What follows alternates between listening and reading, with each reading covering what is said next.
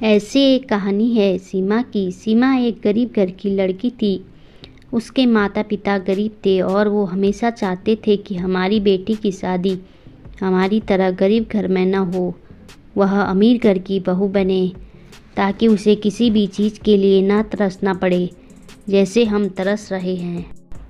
मैं अपनी बेटी की शादी अमीर घर में करूंगा, जिससे उसे किसी चीज की कमी ना हो।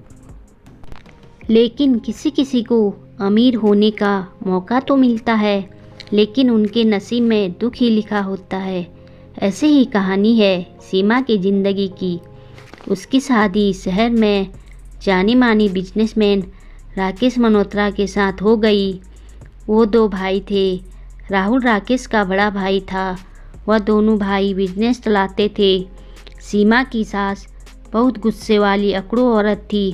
पहले दिन लीला देवी ने सीमा से कहा, देखो बहू, मैं जानती हूँ कि तू एक गरीब परिवार से है।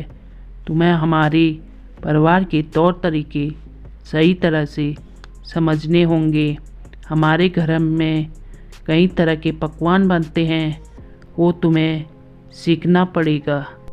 ठीक है माँ जी, मैं सीख लूँगी। सीमा की जेठानी बबीता किचन में उसका इंतज़ार कर रही थी। दीदी, हमें क्या क्या बनाना है? हमें नहीं बेवकूफ़, आज से तुझे ही सब खाना बनाना है। मैं थक गई हूँ इतने सालों से खाना बनाते बनाते। सीमा के हाथों जिम्मेदारी सौंपकर बबीता वहाँ से चली गई। सीमा के मायके में लकड़ी का चूल्हा जलता था, पर वहाँ तो गैस था। वो पहले डर गई, फिर उसने मैनेज कर लिया। सीमा ने कई प्रकार के पकवान बनाकर टेबल में लगा दिए। सीमा की सास लीला देवी खुश हो गई। अरे वाह रे बहू, तुमने इतनी जल्दी खाना बना दिया। बबीता तो खाना बनाने में बहुत ज़्यादा समय लगाती है। खाना बहुत स्वादिष्ट बना हुआ था। राकेश और उसकी सास तारीफ करने लग जाते। वाह सीमा, तुमने कितना अच्छा खाना बनाया है। अब लग रहा है कि तुम्हें इस घर की बहू बनाकर हमने बहुत अच्छा किया। सीमा की जेठानी बबीता उसकी तारीफ सुनकर मन ही मन जल रही थी। बस इस बुढ़िया की मौत हो जाए, फिर बताती हूँ मैं इस भिखारन को। लीला की तबीयत अचानक खराब हो गई और थोड़ी दिनों में उसकी मृत्यु हो गई। बबीता और राहुल इसी दिन का इंतज़ार कर रहे थे।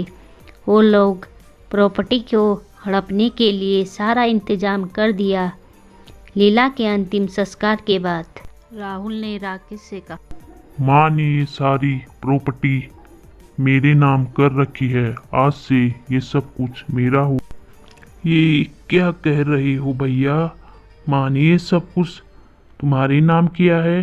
तुम झूठ बोल रहे हो।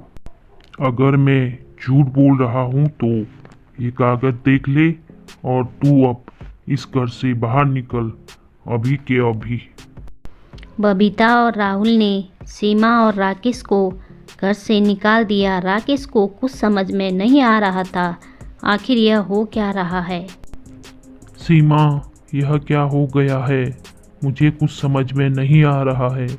मेरे भाई ने मेरे साथ इतना बड़ा धोखा किया। आप चिंता मत कीजिए जी, सब कुछ ठीक हो जाएगा।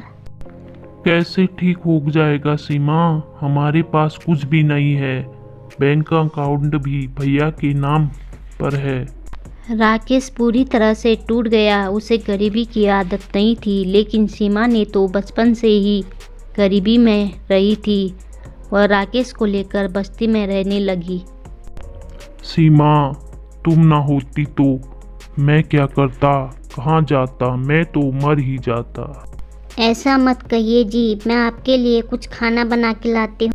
खाना बनाने के लिए चावल आटा भी तो होना चाहिए। हमारे पास तो कुछ भी नहीं है। बस्ते के लोग अमीरों की तरह खुद गर्ज नहीं होते। वो हमें कुछ न कुछ दे देंगे। मुझे लकड़ी का चूल्हा जलाने की आदत है। लेकिन खाना बनाओगी कैसे?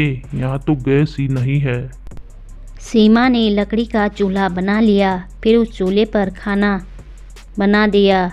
खाना खाते ही कहने लगा, हाय हाय, दाल चावल कितने अच्छे बनने हैं, मुझे तो पता ही नहीं था। लकड़ी के चूल्हे का अलग ही स्वाद है।